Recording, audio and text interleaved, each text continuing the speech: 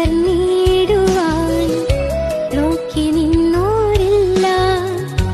കാണുന്നു നിൻ മുൻപിൽ വിശാലവാതിൽ. യഹോവ നിനക്കായി കരുതിയ വഴികൾ നീ പോലും അറിയാതെന്നും.